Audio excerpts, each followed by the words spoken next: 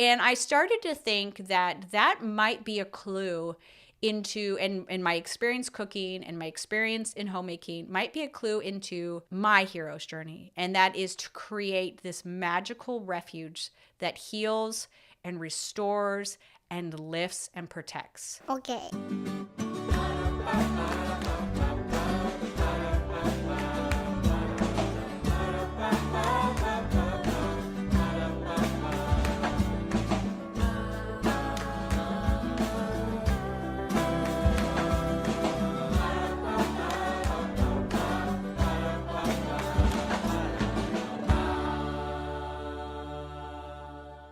Hello, and welcome to Season 2 of No Place Like Home, a North and South podcast, where we celebrate the magic and power of homemaking. I'm Megan, and this is Mike.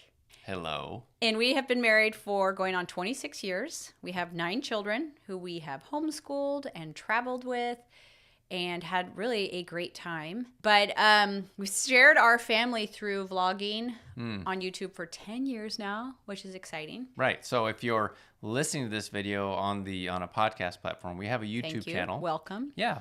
But you could go watch it if you want to, because we're recording it on video as well. Go to North and South on YouTube. Or if you're on YouTube watching it and you'd rather listen to it as a podcast, because it will be a little bit longer because this is longer form than our typical vlogs, you can go to get on the podcast. So I'm just trying to send you somewhere else. Yeah. Right now. What are you doing, Mike? You're driving away. Like wherever you are, you can stay there. But if it's more convenient to be on another platform, Yeah. feel free. And if you haven't yet, we would love to have you subscribe to the YouTube channel, leave comments on the YouTube channel. You can send us messages at contact@northandsouth.com about the podcast and anything you'd like to hear about there. But we'd also love to have you follow on whatever podcast app you use and leave a review. That would really help us out. Yeah, we'd appreciate it. So we're happy to be back for Season 2. We're calling it Season 2 because... Well, it's been like 3 years since we posted. Which is wild. A podcast episode. Mm-hmm. We got knee deep into a renovation. I think that's what really killed it for us. We just had no time. But yes, life has reset and we're refocused. Yeah, because we missed the podcast. We miss it. We miss talking in this way as opposed to other ways we talk. I don't know what to saying, but we don't usually carry around microphones. Yeah, we don't usually have a microphone right here and I'm talking into it. So we're excited to be here and share this with you, hopefully on a weekly basis. That's the goal. We'll see. Yeah. I mean, we've really spent the last 3 years constantly saying like, well, when we do podcasts again, we should talk about that. Yeah. We have a long list of topics. And we finally made it here. So we're happy to see you. Happy to be back and to chat with you. We thought it would be fun each week on the podcast to talk about what's going on In the home front. Now, you can obviously go to our channel and watch what's going on. But sometimes, all of the time, it's just a little snapshot of what's going on. We should also mention, we're recording this from home. We believe home is the best place in the world. So we've set up a little studio actually in our bedroom here. And so if you do hear some quiet rumblings in the background or loud rumblings, it's just our children running around. I mean, they're not toddlers anymore, but they still make some noise. Yeah. And we've got currently 7 of them living at home. Yeah. So it actually isn't quiet very often. No. But I think that's kind of fun. It's just part of the texture of the noise of home. I like it. I don't like it to be too quiet. And calling it a studio is I think a little bit of a reach, but yeah, we have our craft table here, my craft true. and art supplies behind us, and some of my art books. But it works. It's great. And maybe someday we will be fancy enough to have a room where we can just like leave everything and We'll see. Yeah, we'll see. Like I said, we have 7 kids living at home right now. It was 6. Uh-huh. Actually, it was 5. And then it grew to 6 and then the 7 again. We have several kids that are in their 20s and kind of in and out. Yeah, if you've ever had kids in the early 20s, that can kind of be a little bit of a come and go, cycle through a couple times. So Andrew came home last summer from his 2-year mission, and he and Peter had been playing role-playing games with their siblings and with their friends for years and loving them, but also all the while kind of critiquing them and saying, wouldn't it be better if, and someday we should make a game. And Andrew came home and was like, we should just do it now. Like, it's now or never. I'm here. You're here. And so they started. We have this space to do it in. And they thought they would have it done by the end of the summer. Do you remember that? Yeah, that's funny, isn't it? And we were like, well, this is how it we'll goes see. with businesses. We'll see. Yeah, you should set that goal. But they started working on it, and they've continued to grow it and make a really great thing, but also push back the launch date. But they're finally there. We're here. They're pretty darn close. Yeah, we're really here. And so one of the things that they wanted was to have a more family-friendly role-playing game, in the way that, first of all, that like families who had never played a role-playing game before could try it out. And also knowing that when they played it, it wasn't pretty much, the role-playing industry is mostly games created for adults. So there's going to be a lot more content in there that might make mom and dad feel uncomfortable, Right. rightly so. Yeah. And they saw like that it was so fun for them, and they created so many memories with their siblings, that like it would be really helpful if there was just something that catered to that. And so they did. They worked on it, wrote and game tested, and then eventually, I think in about the mid-fall, realized that they needed an illustrator. And I said, well, you should talk to your sister Pearl, because she's a great artist. That's true. So they asked Pearl, and she started collaborating with them, which was really fun to watch, and still is. You know, they have these meetings, and then she goes and she draws something, and they go back and forth until they get this. Really, she's done a great job for them. I'm excited for you guys to see what she's done. And then eventually they realized that they needed a social media person. Mm-hmm. I mean, like somebody to help them with video marketing and website design. And luckily, there was also a NORP for that too. They called up Elijah. We've got all the options here. Yeah, I know. If you need a caterer, we got Daniel. Daniel can do that too. Anyways, Elijah was up working for a university doing those very things, video production and social media and marketing, and started collaborating with them. And he is moving to pursue some different career opportunities out west. And in between, he's here. And so he's here right now. So we have 7 kids at home. And then we also have, obviously, Eve, Jude, and Asher at home. It's been really fun. And today, what did we do? Well, we recorded, or we actually played the game. They put me in charge of it. And the reason they did that is because they wanted to see how a noob, someone who has no idea how to do this, run a game, this new game. Because they put together this whole program of essentially learning the rules. And then they kind of watched you. Yeah, well, they observed me. I felt a little bit of pressure, but they were just watching and seeing how it went. And it took us like 2 or 3 hours. It was a full game. It was super fun. It was really fun. And we documented it. We're going to put it on our YouTube channel. I don't know. We may have already put it up by the time this is up, or it's coming soon. But we played the game. Super fun. And I'm excited for the kids, because I think this will be a successful venture for them, because it's such a... It was really fun thing to do. Well, and it's a fun video because Mike got super into it. You did a great job with all your voices. Yeah, you have to... You're playing a part, kind of. What are they calling it? The Questmaster. The Questmaster has to like lead the game and tell the stories, and then like as we interact with characters, he does voices for those characters.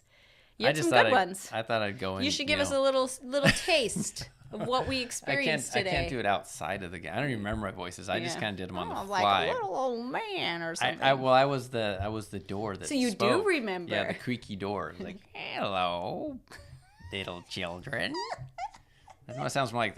No, it was actually really fun. Here's the thing. I told them afterwards, if I had discovered role playing games when I was a teenager, they were not in fashion in the 90s. Yeah, they sort of went out. At least not in the circles I ran in. I would have been obsessed. All of my friends would have. We would have had such a great time, because it's, like I loved choose your own adventure books. Yeah. And I loved fantasy novels. Let's be honest. Are you going to admit to that Yeah, right now I know. in front of everyone here? Yeah. Wow. I was reading Robert Jordan back in high school, and I loved that sort of imaginative play. And we would have had such a great time. It would have been awesome and epic. So, but for this generation, our children are giving them an option. So yeah, it's really exciting. So if you want to go check out that video on the vlog, you can actually get yourself a sort of a free version of it that you can actually play with your family. You can play what we played today. Yeah, you can play what we played.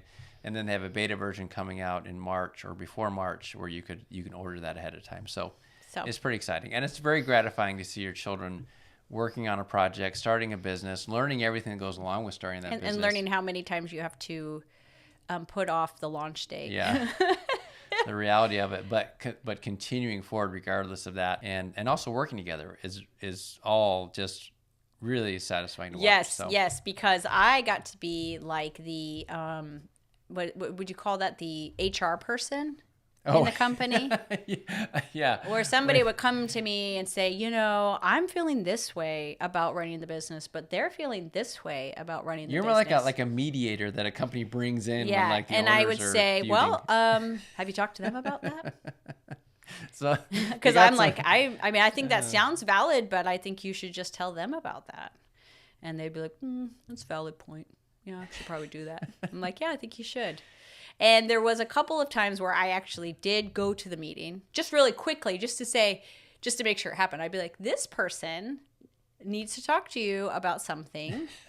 So you guys should probably talk about that, But I was happy to do it because it's important to learn how to have those sorts of conversations where you stay unemotional, but you also say the thing that you're feeling as unemotionally as you can. Yeah. And then the other person takes it and says, okay, okay, and they aren't defensive about it. This is like super life skill. So Yeah. That's a great thing. Yeah, I did really enjoy having them do that, and I had to work hard not to solve those problems. That's always hard as a parent, not to just solve the jump in problem. and- Yeah.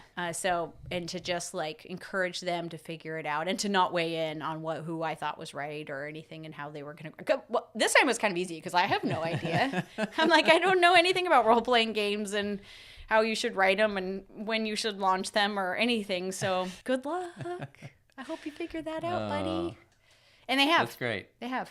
Well, and this is why this is a whole separate little lesson from today's podcast, I guess, is have your children start a business together and they will learn all sorts of lessons. Even if that business never really happens and completely fails, they will have learned all sorts of good lessons along the way. Absolutely. So, a struggling business. Everybody should have one of those. yeah.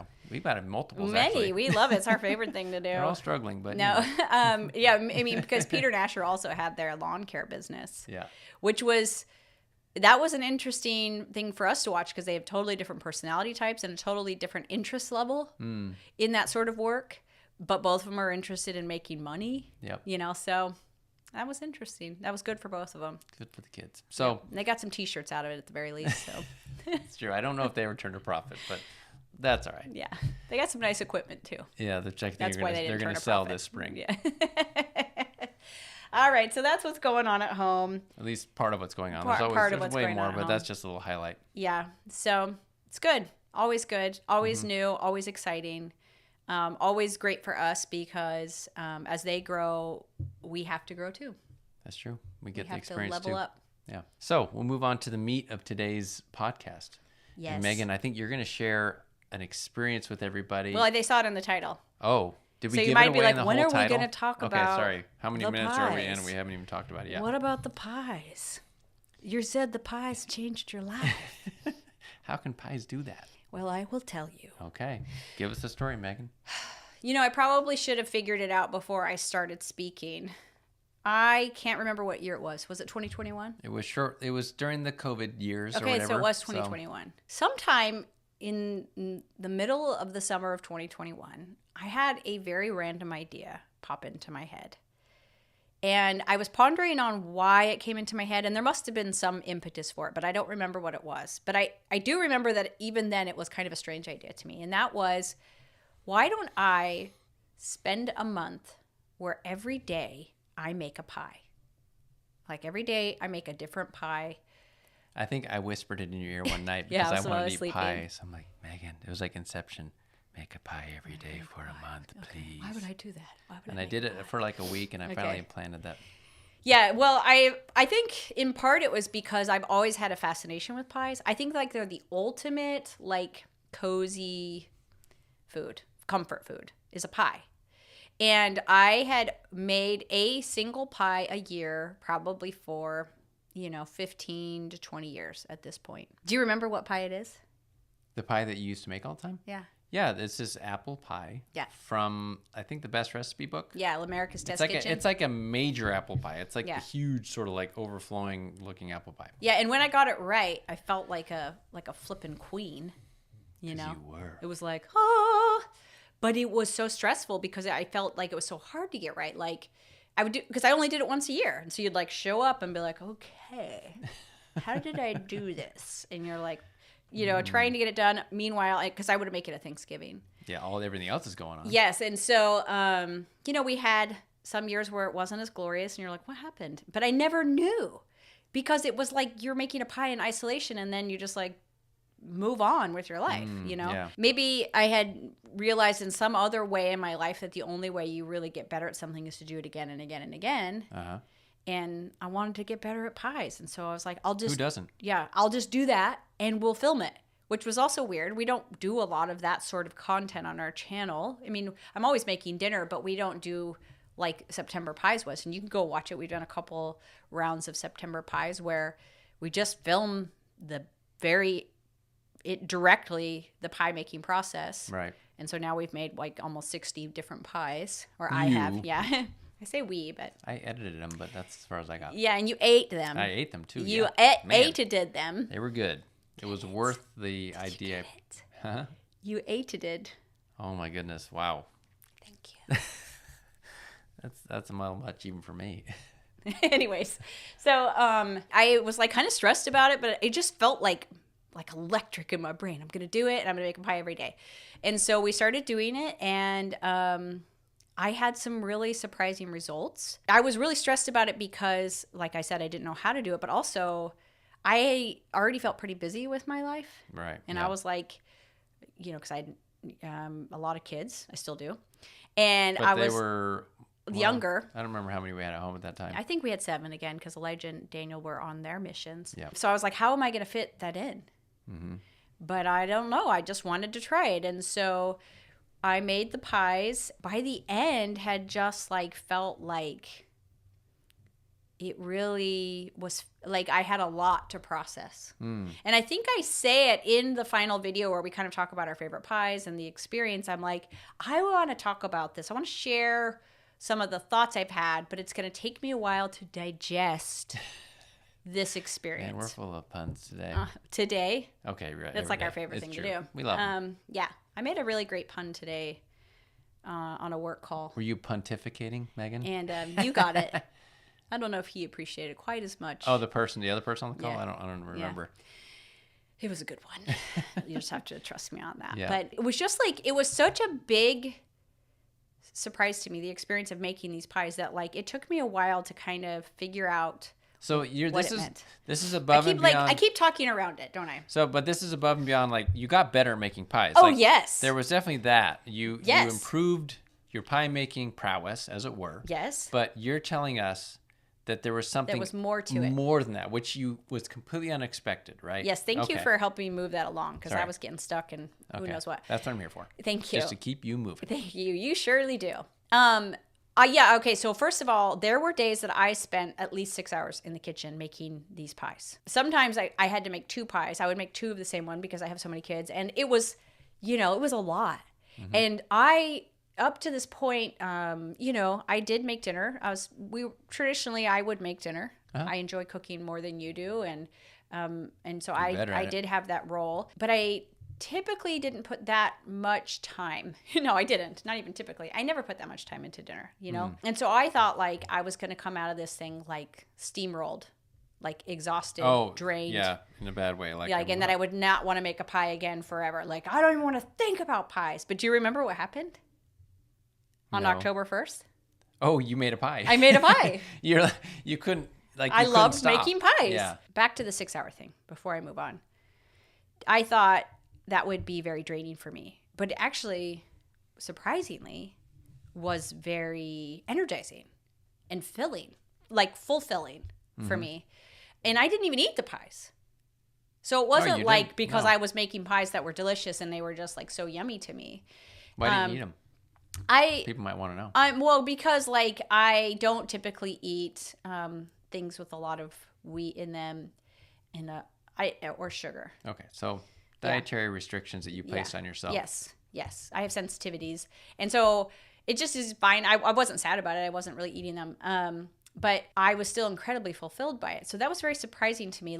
I would have days where I literally didn't do anything else but make pies.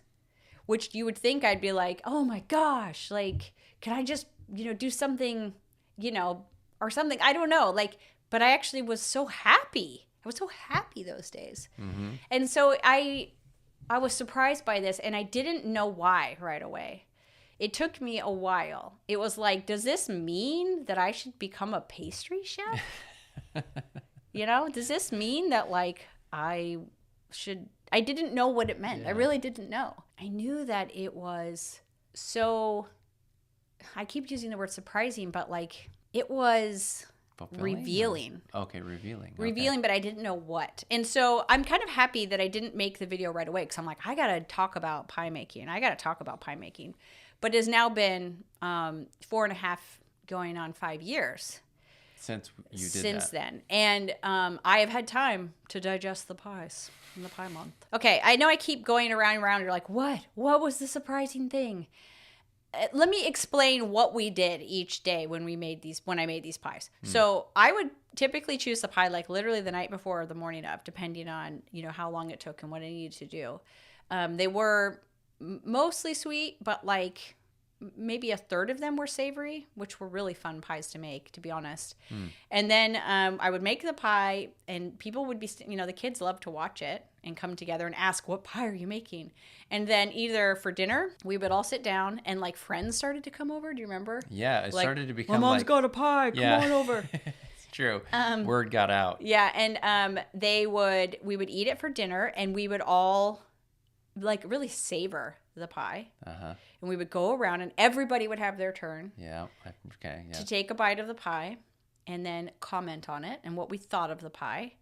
And in some ways it was commenting on my preparation of the pie, but it was mostly like, do we like this type of pie? And is it a good recipe? Yeah, do we think it's a good pie? Yeah. Like, is this, and many of our viewers, many of you were suggesting pies, so we tried things like fish pie. That never occurred to me, and it was actually very tasty. But so we would do that, or it would be for dessert, and we would do the same thing.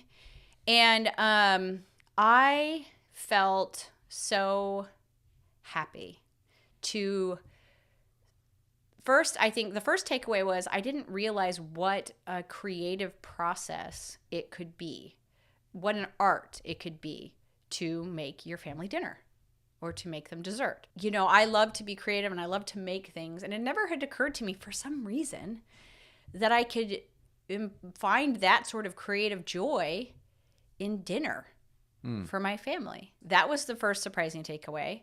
I think for so many years of dinner prep, it was just like, oh my gosh, we got to eat dinner again. Yeah, that's true. It was always this extra thing. Yeah, I'm like, now, shoot, dinner. 4:00 rolls around, you're like, oh yeah, my gosh. I know it. And this is like a common, like, I see memes or reels about it where like, we have to make dinner every day. Every day, we got to make dinner. And I was absolutely in that. And Mike would try to help me because I wouldn't even be able to remember what I make for dinner. Yeah, that's true. I remember walking around the grocery store like, what do I even make? What do I even make? Yeah. And you started keeping a list on your phone. Yeah. Because you wouldn't remember either. And so you'd be like, well, you make this. And I was like, no, I don't want to make that. Typical. I tried to make a suggestion or and so dinner was like, it wasn't something I dreaded, but it was just like, it wasn't really intentional. Yeah. It was a chore, and it was like, ugh, right? But during this time, it was my objective. Right. Yeah, that's true. And then it was something I was developing, a skill and an art, because it started to, as I got better at it, I felt proud of myself, and I started to master it, and I started to be able to understand, the process, which was very gratifying for me. Like I learned a new skill. And then I was getting feedback on that skill. That's true. Feedback in ways that my last minute dinners never had before. That's true. Yeah. You're right. Yeah. So it was all kind of coming together, like the preparation, the art, the intention, and the accumulation of skill. There was like a full circle to her or whatever, like cycle. Yeah. And then I got to watch how unifying it was for our family. Right, because we all love to come together to taste the pie. Like, we had a really great month. I was 5 pounds heavier by the end of the month, but that's yeah, okay. Maybe. But we were actually I remember us commenting on it in the weeks afterwards. Like, that was like a really fun month. We had a really good time. And of course it's fun to eat pie. And I think that, that's what I would have assumed. Like, it was the pie. But as I've thought about it over the years since, and kind of put some of the same principles into practice at dinner time as I did during Pie Month, I really think it's a lot more than just the pies. I know it is. I think... Well, because this has lasted, right? It has lasted. Beyond and that. It's changed the way that I operate in the kitchen, quite literally, but also my perspectives on it and my intentions and my feelings, and that has changed everybody. And so let me walk you through a couple of scenarios. If your mom is frustrated, remember, I'm the mom in this story, so I'm not pointing any fingers except at myself. Okay. You're looking at is like the woman frazzled, trying to get some other things done, and then it's like dinner. Oh my gosh, what are we gonna have for dinner? It's like, okay, fine, we'll just like Chick-fil-A, which is great. I love Chick-fil-A, whatever. Or she's throwing together a dinner and she's kind of in a hurry and she's kind of frustrated, and it takes a lot out of her, and you sit down and you guys eat. That's fine. The food could be good, and you're eating dinner together. And I know that's actually really hard to do. That in and of itself is kind of rare. In modern life and the way that we kind of do things now with sports and after school activities, and just the way it is harder than ever for families to sit down and have a family dinner. So I'm not saying, I'm pointing fingers at myself, but that's the first scenario. So you get dinner on the table, but mom's a little harried and a little drained by it, versus mom very intentionally has obtained some skills to the level where she's mastered those skills. Mm-hmm. And she's in the kitchen and she's intentionally creating something beautiful. Yeah. And is excited to share this beautiful thing with all of you. And it happens to be a very cozy thing. It happens to be a pie. Right. And you sit down together, and she is excited for you to savor this pie and to eat it, and for everybody to. And she seems happy to be there. I didn't realize until I watched these two scenarios play out. I'd had this scenario play out very many, many times, meaning this scenario of me being harried and like, whatever, this is dinner tonight, like I just, That's all I got. Yeah. And like, it's dinner, whatever. Versus I've mastered a skill that now I give as a gift to my family, and I'm happy to do it. Mm-hmm. I didn't realize what a gift that would be to you and the kids. To us. And what a difference that would make in the power of dinner. And suddenly I understood that dinner had a power. Right. Because the experience changed for us. It wasn't just something we had to do because, like, we eat dinner and we're hungry and we need the calories. Suddenly, dinner became an experience during Pie Month. Right. That was exciting. Mom was happy to be there. Mom had gone through this process and learned something and mastered something and then made something delicious that we all got to eat and celebrate together. Maybe that sounds absurd. You're like, celebrate dinner? But it really was a celebration because you would make this beautiful pie. We'd bring it in, everybody would go, like, really, there were moments where I would like take off the springform pan on some savory meat pie and everybody would go, wow. Yeah. Wow. Sure. And then we'd all, the kids would all go like, and I'm like, yeah, doesn't it smell amazing? They're like, yeah. I'm like, look at that crust. Yeah. And it was like this celebration, and it was so magical. Yeah. It was like, and so I'm watching this, like I'm experiencing it, but also like, it's like you're watching it and you're also like, no, this feels like I can feel that it feels different. And then I can feel that like I'm playing a role in that. And that's what I think took me so long to like work through. Like, what is this? What is this? Yeah. Why is this so happy? And why does it feel so different? And why didn't I mind the 6 hours in the kitchen? And so I don't think I very intentionally was like, I'm going to keep this around. But after Pie Month, like I said, I made a pie the very next day because I had made a peach pie at the beginning that had just like failed. Yeah. like second day in.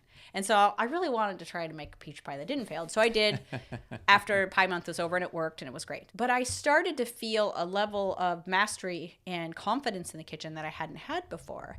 And also, because of that, now I'm like, I can make beautiful foods. I can make give you confidence. Yes, I can make foods that are worth like celebrating. Sure. Like I know a thing or two. And you guys had always been nice about my dinners and stuff. I didn't feel like I made yucky dinners before this time. But like I had, through the practice of the many, many hours I spent in that September, really gained skills. I know I've used this word a lot, but like that applied to lots of different scenarios. And so I just like that started to I just kept going. Yeah. Because I had confidence now.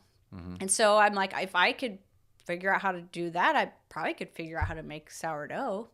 Right. You know, and I could probably figure out how to make a really good pizza at home. Do you remember that was another thing? Oh, you're right. Yeah. And we just started I just started acquiring more skills in the kitchen so that like dinner, and I didn't want dinners to go back to like, Yeah, like whatever. That was a lot of good feedback for me. Yeah. Which was that felt pretty good. Yeah. You know? And so I wanted dinner to be something that everybody was still excited about, including myself. And also I started to feel really, I talked about the word fulfilled. There was like a deep fulfillment that I had mastered something that I could now give as a gift to my family. Right. So it became less of a chore. Yeah. And like a gift I was giving. Right. And I started to think about, how great would it feel to have mom bring out a beautiful meal at dinner time if you were the kid? I was like, that would feel really good. Yeah. You know, versus like just like trying to throw something together, you know? And look, I just want to pause here. I don't want anybody to feel bad about the times when you're throwing something together for dinner. There's a magic to that too, that mom can throw something together. She can make dinner out of very little, you know? Yeah. But, and little time and little, you know, going through the fridge and figuring it out. I had never considered that dinner could, in being complicated and in being something that required mastery, could be so happy for me and so happy for the whole family. Yeah. Well, and really, in a lot of ways, set the tone for the household. Because I feel like in the past, dinner was a little more stressful, was a little more like you were a little more on edge, you know, which makes everybody kind of on edge. I mean, you hate to say it, but mom's emotions do tend to bleed out into everyone else, you know. That's true. And so it set the whole household into a happier state. And also, dinner is sort of a transition time from, you know, the normal stuff into the evening. And it's nice to, I don't know, set the tone for what the rest of the evening is going to be like for everybody. That's kind of a small thing. But in a larger sense, you just help the whole household feel more positive. And everybody also feels good when mom is happy doing what she's doing. You know, we can just all enjoy it. And I don't know. Yeah, it's very safe. No one's on edge. Everyone feels it's very safe. Yeah, it's very cozy. And this is the power. We talk about the power of homemaking, and we're going to talk about this all the time in all these different episodes we do. But the power you have to sort of set this tone and to just, I don't know, affect everybody in that positive way. Yeah. So that was the first time that I had considered. I guess I always thought homemaking was like chores, which were important, you know. And homemaking was like making sure that like the laundry got done, and which I'm terrible at. Mike does the laundry. Like I'm really just. I'm pretty good at it. You know, Mike used to work in an office job, and when he came home like 15 years ago to start working from home, like immediately he took over the laundry. I think of your own volition. I was eager to do so. Yeah, because it took over because it wasn't actually getting done. Maybe it wasn't getting done as well as it could have, but I actually enjoyed. I like the process. Anyways. Yeah, and you do. He smells it. It comes out of the dryer and he's folding. He smells it laundry's all the time. I want to write a song about clean laundry that's opposite of Don Henley's Dirty Laundry song. But anyways. I'd like to hear that. I love. Do you have any laundry. ideas? Like you want to? No, not that I can throw out right now. No sneak peeks yet, but I'll be waiting. And so I hadn't considered homemaking was like chores and like almost like immediately like makes you bristle a little bit at like things you're not doing. And this was the first time I had experienced the magic of homemaking. And I put that word magic in this season 2 intro because of this month, because it was magical. And I made magic at dinner time. Like, I literally feel like beautiful dinners are magical. And I'm not talking beautiful, like when I say beautiful, you might be thinking of like some Martha Stewart spread with like, you know, tears and like fancy feast, which is fun. Sure. But like Occasionally, maybe. a pie is a very humble food. It's actually one of the most humble. It's like the food of the peasant. Yeah.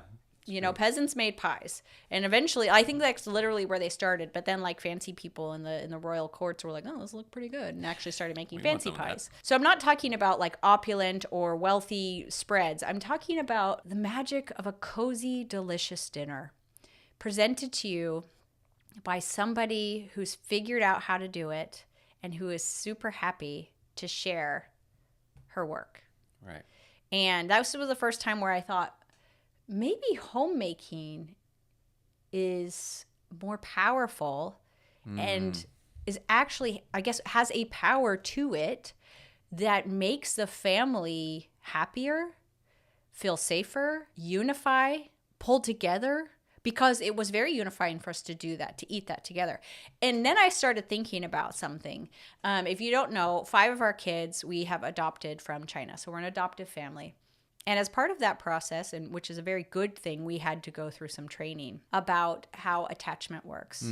Right, because that's oftentimes an issue. Yeah, well, attachment is what happens between a child and a parent, or a couple. Anytime you're in a relationship, you have an attachment with another person, and you can have healthy attachments or unhealthy attachments. And usually attachments form during when you have an infant.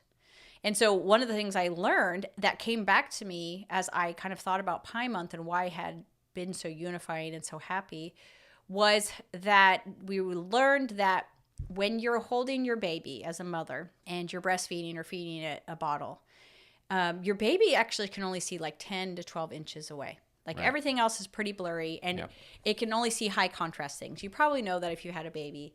And so a mother looking down at the child while the child is nursing or eating a bottle, drinking a bottle, it can pretty much just see mom's face. You can see her smile and her eyes, you know, her features.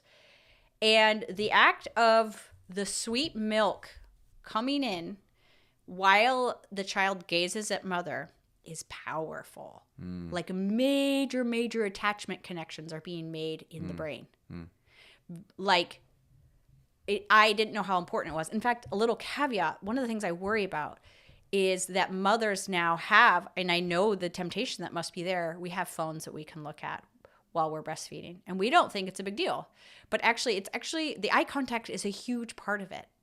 Baby needs to look at you while you are looking at baby for these connections to be made for really healthy attachments. And you can absolutely have an unhealthy attachment in a child that you have given birth to. This is not just, you know, Yeah, it's not limited to adopted kids or not. And so that's fascinating. So, you know, keep that in mind. But one of the things they suggest, because obviously when you adopt a child, you're not going to nurse them. That would be weird.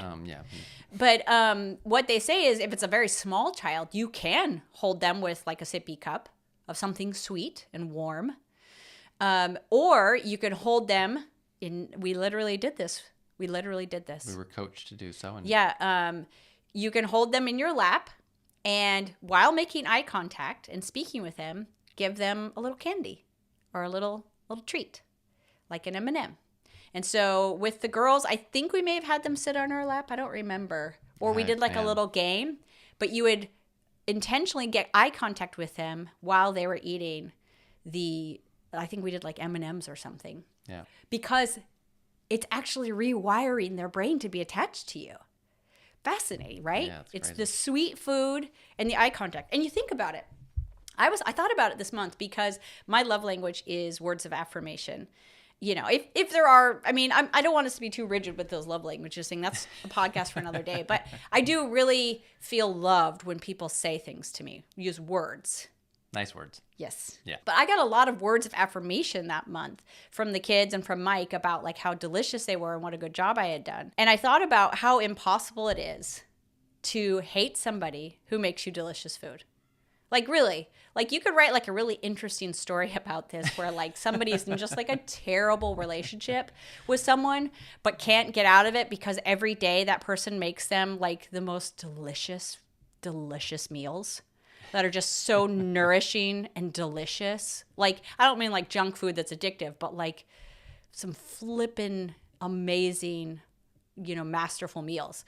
And how like if you actually like kind of picture that sort of scenario, you have to start to think like, well, maybe they just have a hard exterior, but they're actually really good people on the inside because only a loving person would make this for me. Who cares? Yeah. Only a good person.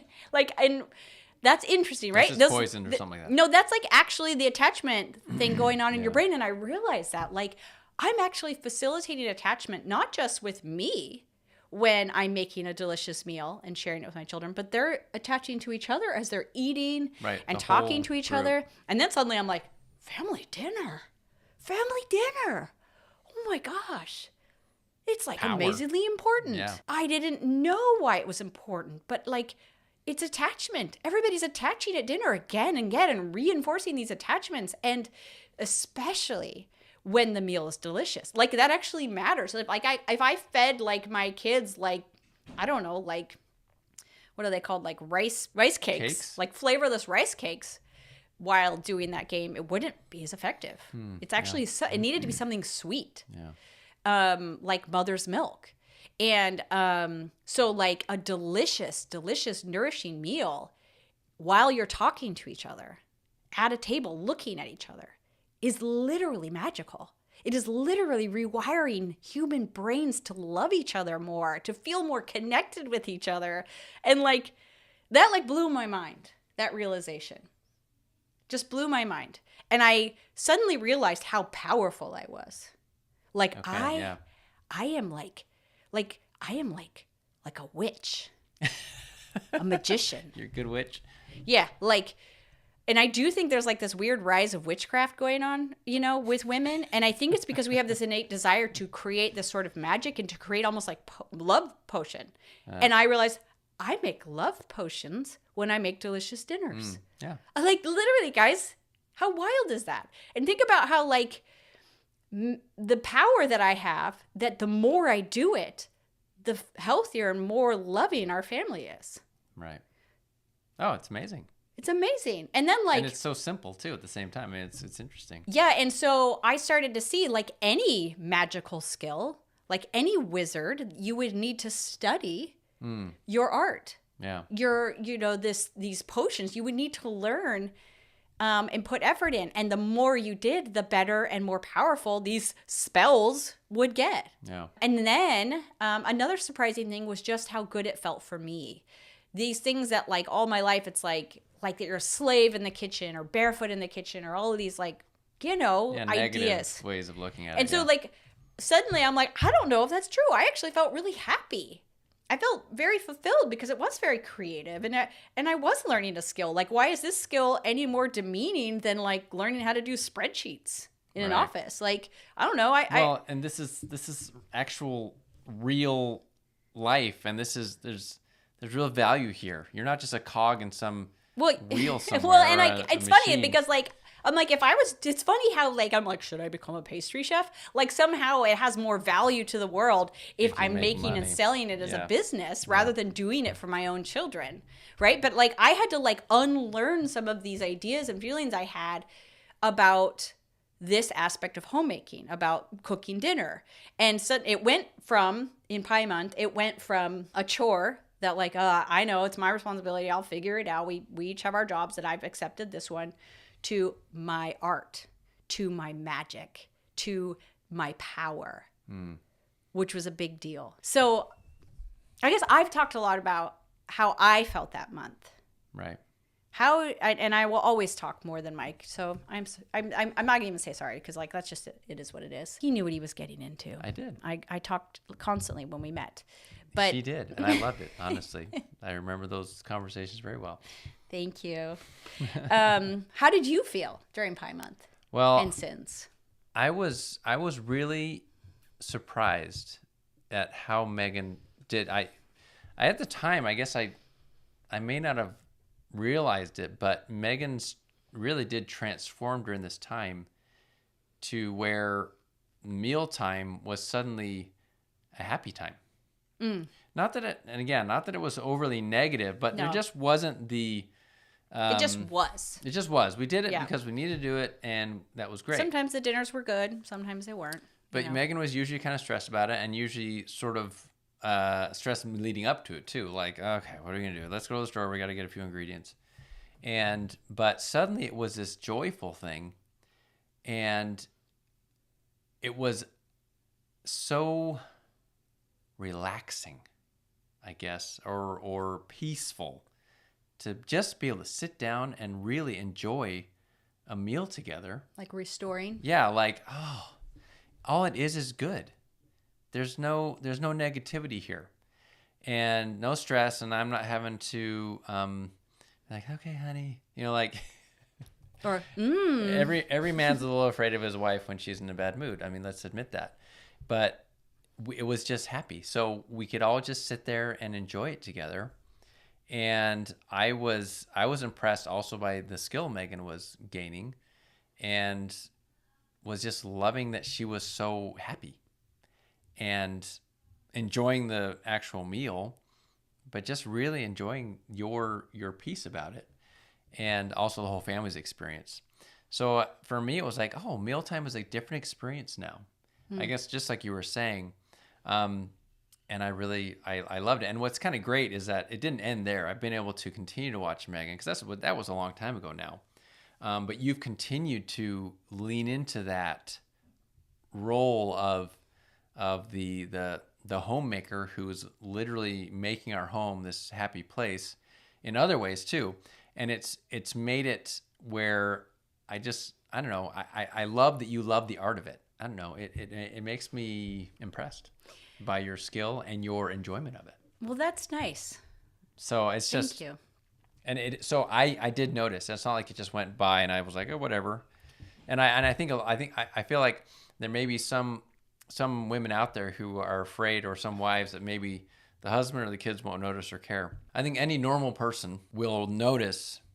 Maybe the first time be like, oh, that's kind of funny, different, that the meal was like this, but they will notice and they will care, and that will change how the home feels. Yeah. And that's what's amazing. Yeah, And it was completely emanating from you, right? It was completely like started there, and it kind of radiates out. Yeah, I think I had heard that idea before, that like mom sets the tone for the house, and I really hated that.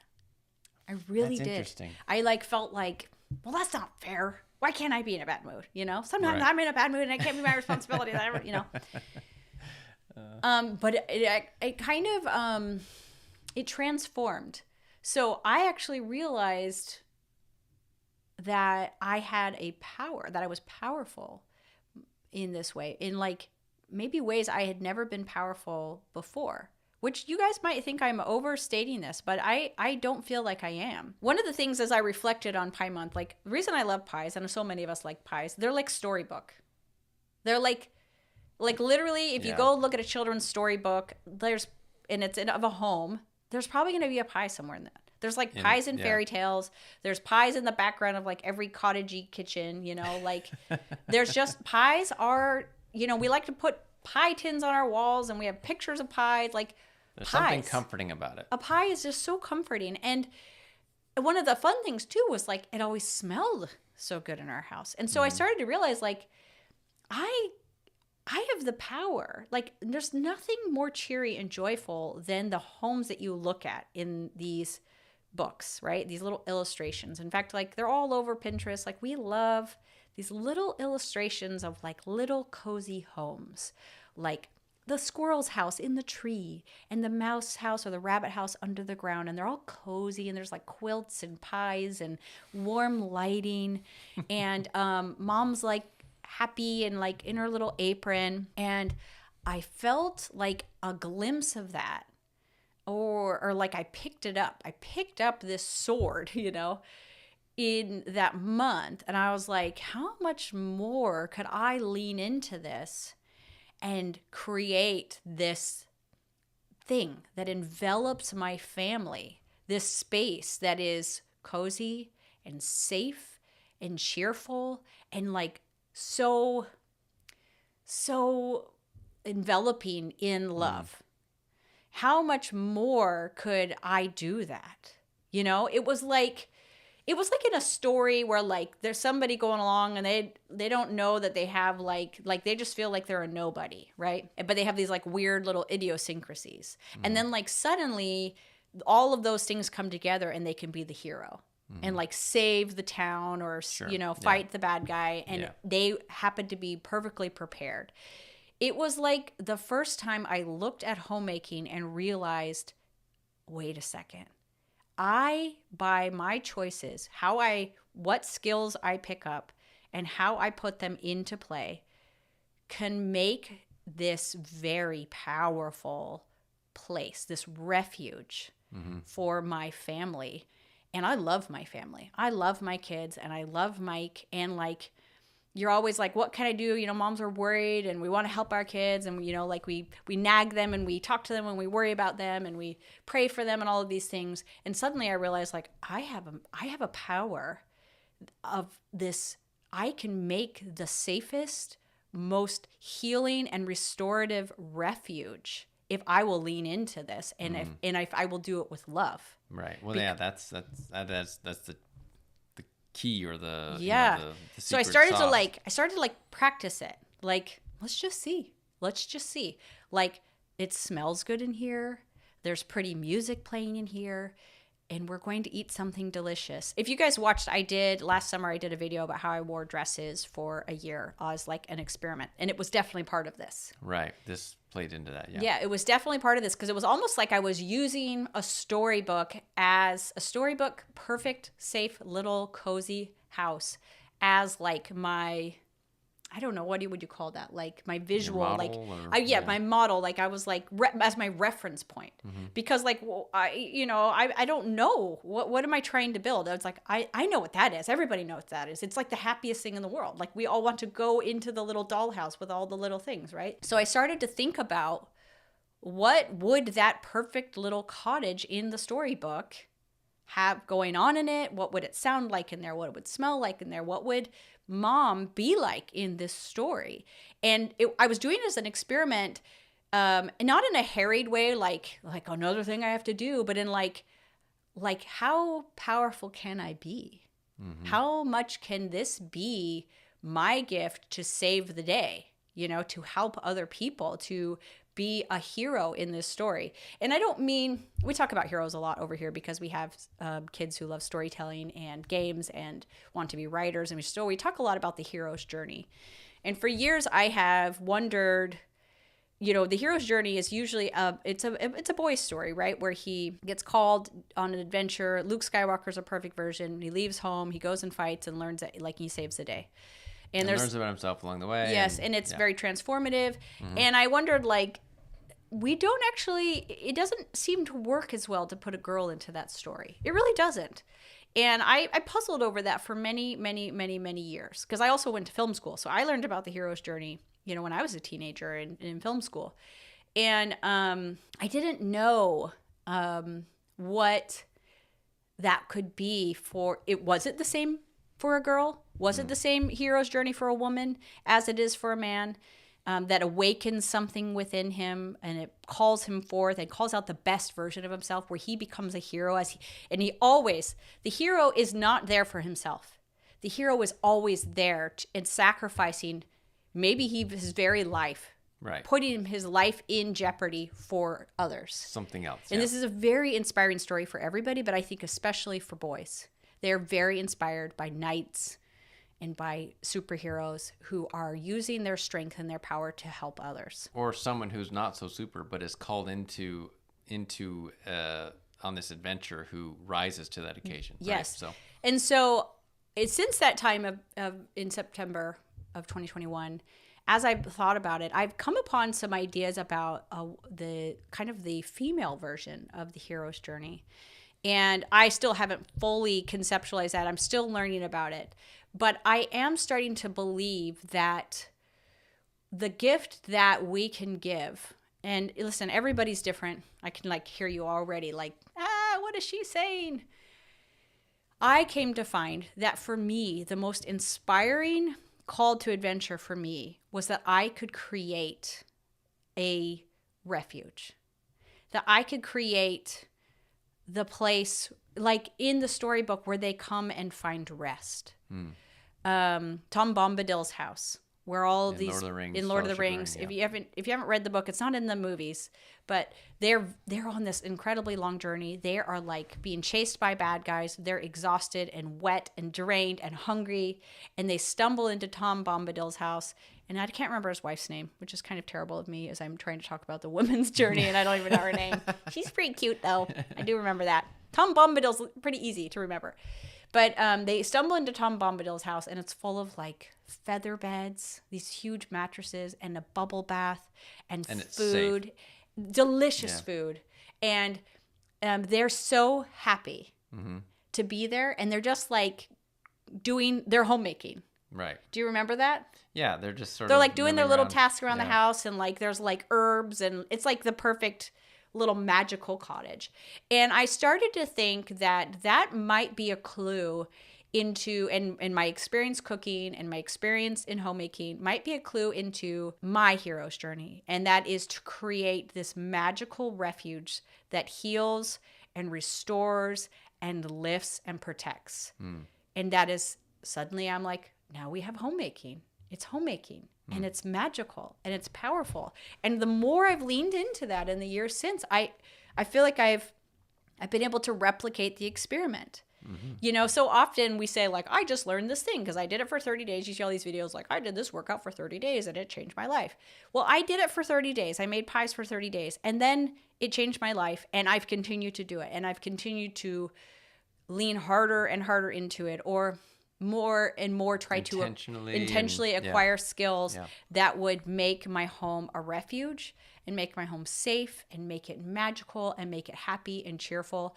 And I'm not saying now that I'm some like cheerful robot, you know, I'm still getting after my kids and I'm still getting frustrated and I'm still having hard days. But what another thing that has been surprising to me is that the hard days are often, the burdens are often lifted when I give the gift more often.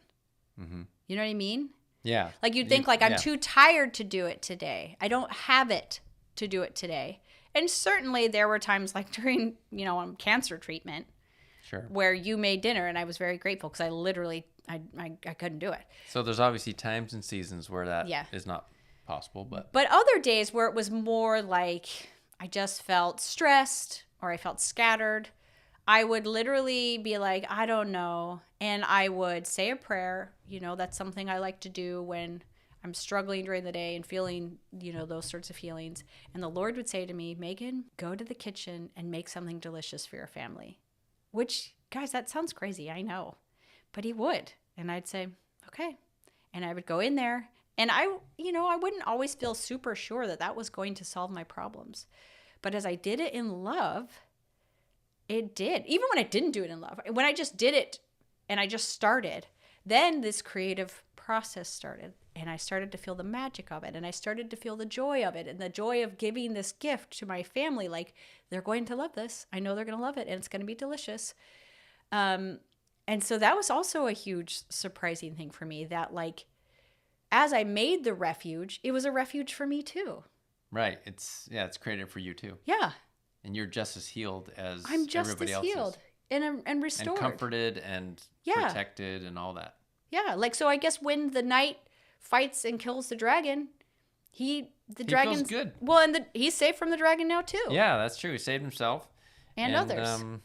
He was willing to die for them, but he, you know, was able to save everyone, including himself, from the dragon. And as I have created this refuge, other things have had to fall off.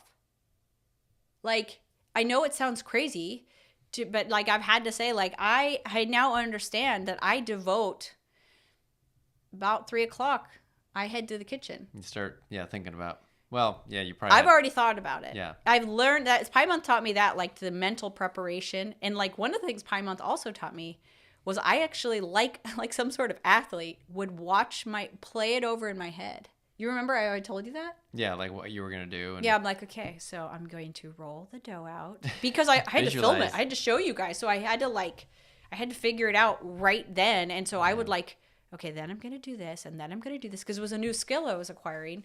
But I will now kind of do that. I will like, okay, so I'm going to do this. And I'm going to pull this together. And I've created like almost like a formula for how I make dinner, like what it includes. And I know that I'm about 3:00, I'm heading into the kitchen. Sometimes it doesn't work, but that's kind of become my priority. And definitely like if I have like friends that want to get together, I can't, it's just something that's on my schedule now. Right. Like I like the benefits of this dinner thing. And this is so worth it that like, no, I'm not available from like 3 to 6. I'm just not. Yeah.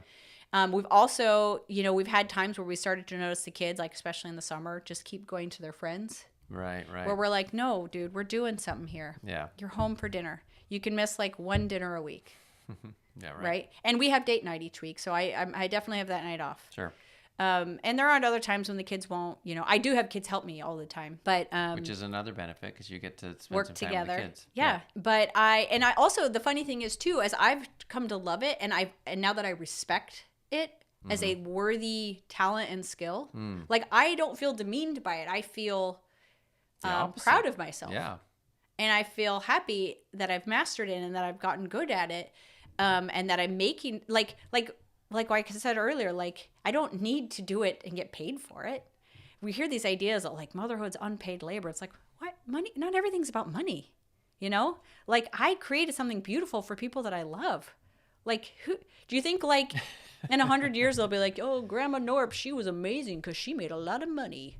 Like, I don't know, maybe. But like I think I would rather be the type that they say like, everybody always wanted to be in her home and everybody loved going to her house for dinner and she made such delicious food. That for me, that sounds a lot more of what I'm looking for. And not to mention that what you're creating for your children and the ripple effect of that is the investment will pay off way more than money does as far as the health of your children because of it, emotionally. Yeah, I mean, we could go on and on. And I mean, it goes on and on for like benefits are just, you can't quantify it. And so whatever, money comes and goes, doesn't matter. You can't take it with you anyways.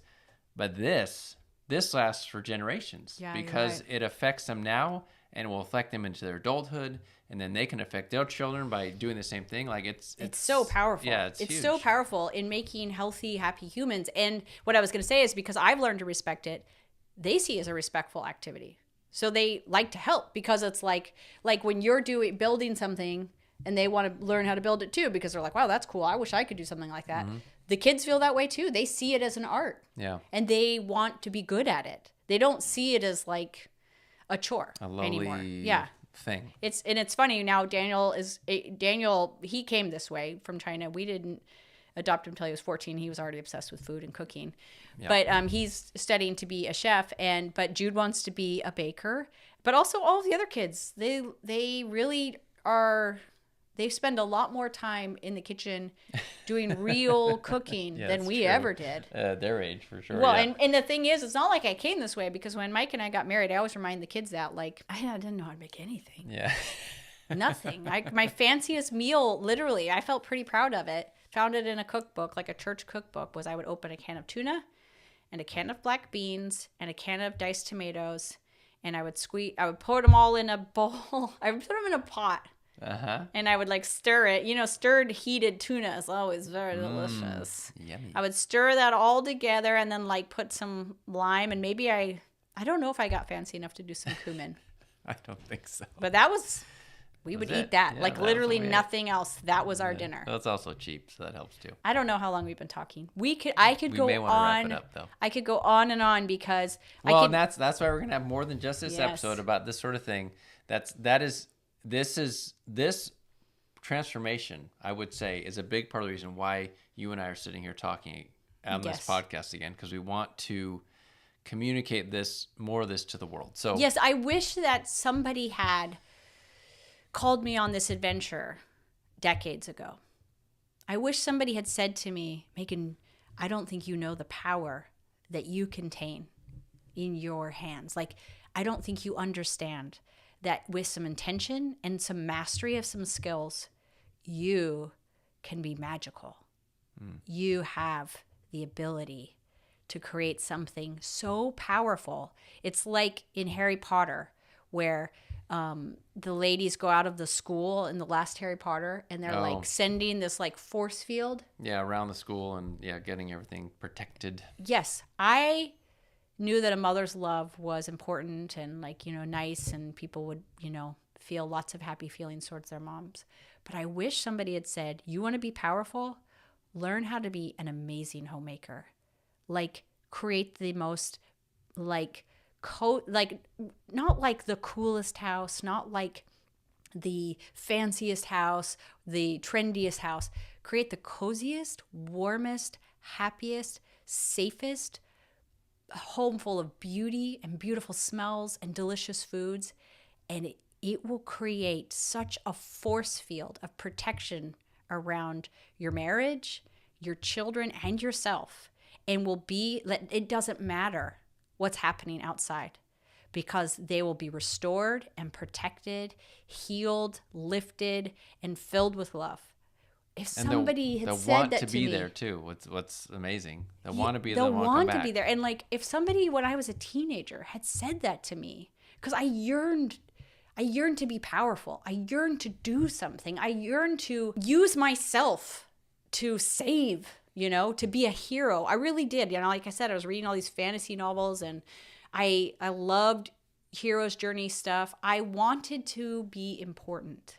And I wish somebody said, well, I'll tell you, those types of homes, they're not very common.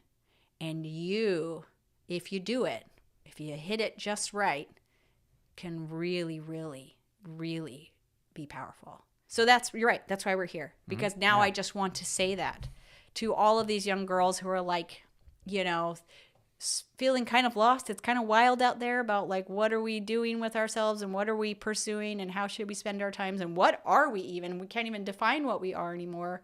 I could say, well, there's lots of things you could do. But if you thought about homemaking, because it's powerful, that's what I would like to do. That's what I'm doing here today. It's amazing. So we barely got into it. I know some of your questions are like, what about when you do that and they don't want to eat it? And like, what about the cost? And like, what about when you have toddlers? Or what about, there's lots of good, valid questions. And there's also more that goes into making a home than a meal, obviously. But I'll just end with huge, this. Yeah. And we should talk about this another time. But along the way, over the last 4 or 5 years, I saw some crazy article in like USA Today or ABC News, something about why we should abolish family dinner. Right. Oh, yeah. And I was like, wait, what the heck? And this wasn't a joke article. Heck? No, this girl is a communist. Serious. It was a real article, and talked about how because family dinners create like there's such disproportionate outcomes for people that like nobody should have family dinner because it's not fair. And what she was essentially saying was she was confirming how powerful family dinner is. That it creates like a bourgeoisie society for children who are super healthy, super like literally physically healthier because they have a home cooked meal. Then they have this like really healthy family structure. It's really reinforcing for their confidence, all of these things. And she's like, that's not fair. If everybody can't have it, nobody should have it. Like Right. Literally, I'm not kidding. That's the article. I actually bought her crazy communist book called Abolish the Family. That's literally the title. Wild. And she thinks the way to do that, to start, is to end family dinner. So she's showing us her cards, ladies. She thinks that if we're going to end the family, we need to start with family dinner. Are you letting her win in your home? Because you're not having family dinner. And you thought you weren't having it because you're busy. But she's telling you it's going to weaken your family. And eventually, if we get rid of family dinners, we get rid of family structure. If you want to protect your family, do the opposite. If you don't want to abolish the family and tear down the family structure, do the opposite. Have family dinner and make it delicious.